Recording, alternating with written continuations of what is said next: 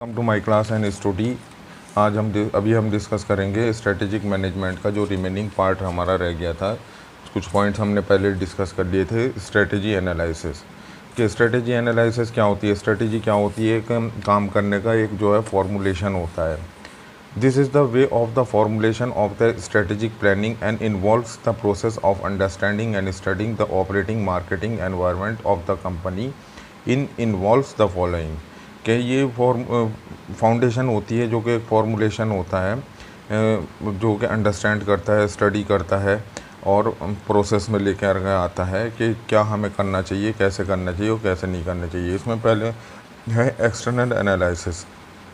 External analysis में एक term है PESTEL मीन्स के political, economical, social, technological, environmental and legal कि ये क्या इम्पैक्ट करते हैं।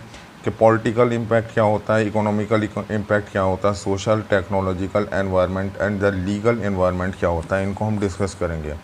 Political involvement. These include the government intervention working to the business unit. They are the government policy.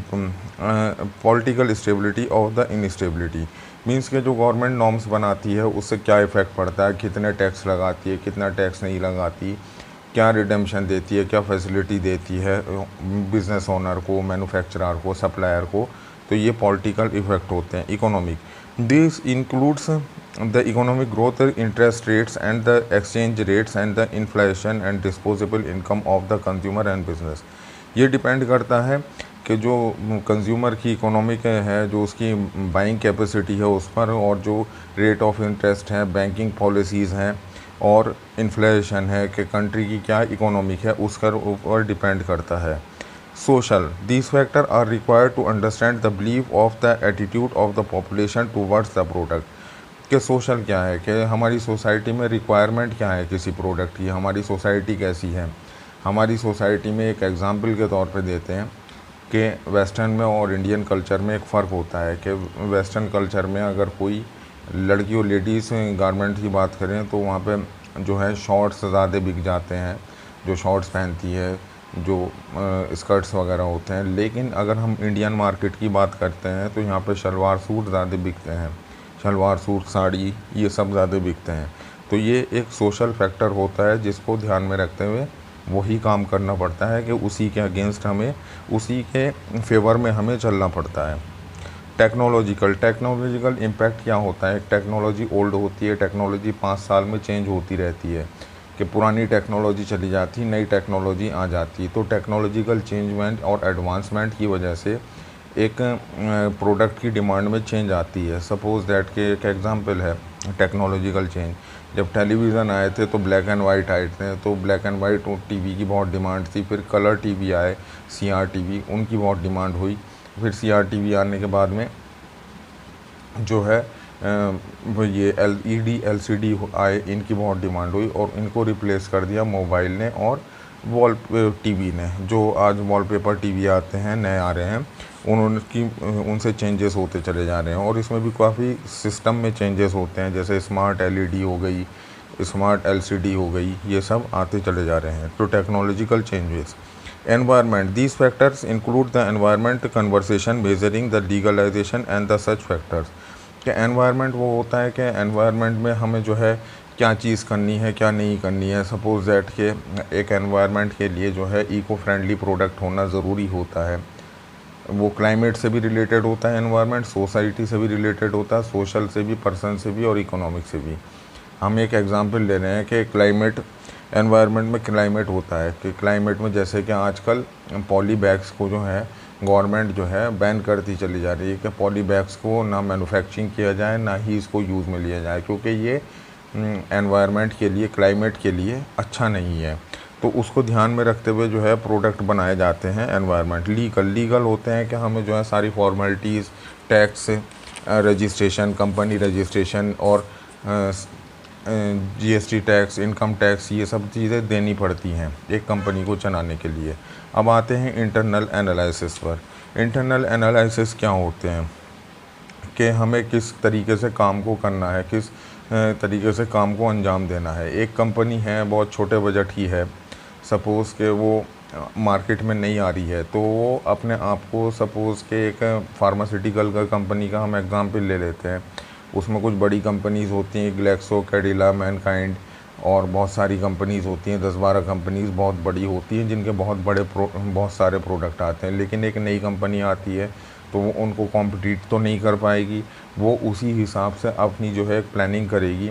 Pharmaceutical company की हम बात कर रहे हैं कि उसी हिसाब से वो प्लानिंग करेगी कि हमें कुछ डिस्ट्रिक्ट्स में जो है अपनी मार्केटिंग करनी है, उसके बाद में 4-5 डिस्ट्रिक्ट के बाद में 10-12 डिस्ट्रिक्ट में करेंगे, उसके बाद में एक्सपेंड कर देंगे इसको काम को।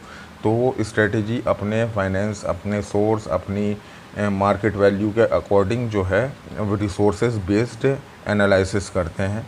वैसे ही कुछ और प्रोडक्ट होते हैं जो रिसोर्सेज बेस्ड के, हमारे पास क्या रिसोर्सेज हैं, हम कितनी मार्केट कर सकते हैं। सपोज़ दैट कि एक छोटा बंदा ये नहीं सोच सकता कि जो छोटा मिडिल क्लास है या लोअर मिडिल क्लास, कि वो नेशनल लेवल पे कोई कंपनी खोल सकता हो, कि नेशनल लेवल पे कोई प्रोडक्शन सप्लाई कर सकता हो, तो क्योंकि उसके पास वो रिसोर्सेज नहीं है, उसके पास वो एक्सपीरियंस नहीं है। बहुत सारी नेशनल कंपनीज़ होती हैं, इंटरनेशनल कंपनीज़ होती हैं, तो वो जो छोटा मिडिल क्लास बंदा बिजनेसमैन है, वो कुछ रीजन को कवर करने के लिए जो है अपनी स्ट्रेटजी बनाता है कि मैं एक डिस्ट्रिक्ट या 2 डिस्ट्रिक्ट या एक शहर या 2 शहर में अपना काम करूँगा और उसी से अपने काम को आगे बढ़ा लूँगा। रिसोर्स जो इंटरनल बेस होते हैं उसमें टेंगेबल रिसोर्सेज होते हैं, इनटेंगेबल रिसोर्सेज होते हैं और द हेक्टोजेनियस होते हैं। टेंगेबल रिसोर्सेज क्या होते हैं? दिस इंक्लूड द, जैसे कि हमारे पास फिज़िकल क्या है, मशीनरी क्या है, लैंड क्या है, प्रोडक्ट को बनाने की क्या कैपेबिलिटी है, प्रोडक्ट को तैयार करने की जो टेंगेबल रिसोर्सेज होते हैं, building material, goods, raw material, ये सब जो होते हैं टेंगेबल रिसोर्सेज होते हैं। इनटेंगेबल रिसोर्सेज क्या होते हैं? इनटेंजिबल रिसोर्सेज जो होते हैं वो फाइनेंस होते हैं, मार्केटिंग होती है जो दिखती नहीं है, एडवर्टीज़मेंट होते हैं जो टच नहीं किए जा सकते, ये सब इनटेंजिबल रिसोर्सेज होते हैं। इंश्योरेंस होते हैं। तो ये इंटरनल फैक्टर्स होते हैं, tangible and intangible resources.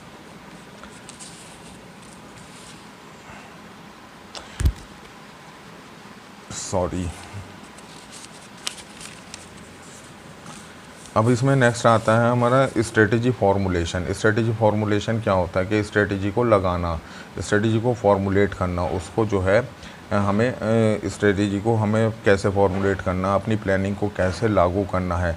Strategy formulation is the analytic process of the selection of the best suitable course of the action to meet the organisation objective and the गोल।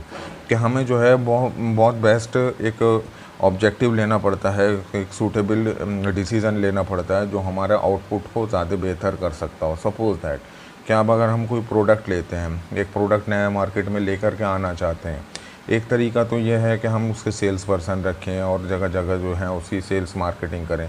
दूसरा जो होता है हम ऑनलाइन उसकी selling करते हैं, कि ऑनलाइन उसकी मार्केटिंग करते हैं। तो हमारे लिए सूटेबल क्या है कि जिसको हम इजी टू ऑपरेट कर सकते हैं। ऑनलाइन में बहुत सारी वेबसाइट हैं, इंडिया मार्ट हुई, अमेज़ॉन हुई या फ्लिपकार्ट हुए, इन पे हम वो प्रोडक्ट डाल करके जो है उनको सेल कर सकते हैं। फेसबुक मार्केट प्लेस हुई, तो इसको हम ईज़ीली ऑपरेट कर सकते हैं। अगर हम सेल्स पर्सन रखेंगे 10, 12, 15, 20 अपने एरिया में सप्लाई करने के लिए, उनकी सैलरी देनी पड़ेगी, उनका वॉच आउट देना पड़ेगा, उनका काम करने का तरीका देना पड़ेगा। तो ये सब जो होती है स्ट्रेटजी फार्मूलेशन होती है। इसमें एक आता है टॉपिक स्वॉट एनालिसिस, SWOT स्वॉट analysis. Analysis internal and external favour. SWOT is the economic strength, weakness, opportunity and threat. Analysis involve the internal strength and the weakness and the external opportunity and the threats. कि SWOT जो होता है, इसमें जो word है वो होता है स्ट्रेंथ एंड वीकनेस, कि हमारी कितनी स्ट्रेंथ है और कितनी वीकनेस है ऑर्गेनाइजेशन की, कि हमारी कितनी कैपेबिलिटी है किसी भी प्रोडक्ट को बनाने की और उसको मार्केट में सप्लाई करने की, और उसको हमारे पास फाइनेंस कितना है, हमारे पास रिसोर्स कितना है, हमारे पास कितनी कैपेबिलिटी, कितना हमारे पास कितना ह्यूमन रिसोर्सेज हैं उस काम को अंजाम देने के लिए, उस चीज़ को कॉम्पिटिट करने के लिए, उस चीज़ को अचीव करने के लिए। और इसमें जो होते हैं SWOT, इसमें अपॉर्चुनिटी एंड थ्रेट्स, कि हमें कितनी अपॉर्चुनिटी मिल रही, क्योंकि अपॉर्चुनिटी और थ्रेट्स जो होते हैं इसमें क्या है कि हमें मार्केट में ऑर्डर मिल रहे हैं, मार्केट लाइन खुली हुई है। थ्रेट क्या हुआ, थ्रेट्स हुए कॉम्पिटिटर, जो हमारे कॉम्पिटिटर्स होते हैं वो भी इस फील्ड में लगे हुए होते हैं, एक प्रोडक्ट के कई सारे सेलर होते हैं, तो थ्रेट उनसे मिलता है। अपॉर्चुनिटी जो होती है, जो हमें कस्टमर मिल रहे हैं। तो strength weakness and opportunity and threat, ये 4 वर्ड्स होते हैं जिससे स्वॉट एनालिसिस होता है। इसमें हम जो है, जैसे कि स्ट्रेंथ होती है कि हमारी कितनी कैपेबिलिटी है, कितना काम कर सकते हैं। वीकनेस होती है कितना काम नहीं कर सकते। अपॉर्चुनिटी है कि हमें क्या अपॉर्चुनिटी मिल रही है। थ्रेट है कि हमारे कॉम्पिटिटर्स कितने हैं। तो ये स्वॉट एनालिसिस होता है। एक्सटर्नल एनवायरनमेंट एनालिसिस, अपॉर्चुनिटी, इसमें हम पहले जो है एक्सटर्नल को डिस्कस कर रहे हैं। अपॉर्चुनिटी क्या होती है? It is the element of the organization could exploit to its advantage. They are the mainly present in the external environment, in some case of the present of the internally but remain the unnoticed. An opportunity can be threat और the vice versa. The organization need to keep the following mind: monitoring the latest trend and the fed in the market and the unveil of the hidden opportunities। क्या हमें जो है hidden opportunities को फ़ौरन ही capture करना चाहिए कि क्या मार्केट में आ रहा है, क्या मार्केट में चल रहा है, क्या मार्केट में आने वाला है। थ्रेट होती है, it is the element of the business environment could cause the tolerable obstacle for the business. These may be the form of the competition, change in the government policy and the regulation. In defeat of the careful, then threat can be converted into the opportunity. Threat जो होती है competition से मिलती है, government की policy से मिलती है। गवर्नमेंट के क्या पॉलिसी चेंज हो रही है उस प्रोडक्ट को लेकर के, हमारे कॉम्पिटिटर्स कितने हैं। तो ये अपॉर्चुनिटी और थ्रेट जो हुए ये एक्सटर्नल फैक्टर हुए। इंटरनल फैक्टर क्या हुआ है? Internal environment analysis, strength and the weakness. Strength is the characteristic of the business project to give the advantage of the other strength and consider from the organization internal as well as consumer perspective in order to decode the organization strength, and the organization should be the following। ये means के unique selling proposition होता है, advantage होती है कि हमारी क्या, वही हमने पहले जो डिस्कस किया, स्ट्रेंथ क्या है हमारी, कितनी कैपेबिलिटी है, कितना फाइनेंस है, कितना सोर्स है हमारे पास किसी भी प्रोडक्ट को बनाने के लिए, कितना हम उसमें सेल कर सकते हैं, कितना बना सकते हैं, कितनी जल्दी उसको तैयार कर सकते हैं। वीकनेस क्या है कि हमारे पास अच्छी रिसोर्सेज नहीं है, हमारे पास अच्छे आइडियाज़ नहीं है, हमारे पास अच्छा ह्यूमन रिसोर्स नहीं है, अच्छी मशीनरी नहीं है, नई टेक्नोलॉजी नहीं है। ये वीकनेस का एक पार्ट है। होप डाउन कि आपको समझ में आया होगा। बाकी टॉपिक हम नेक्स्ट वीडियो में डिस्कस करेंगे। Thank you very much for watching the video.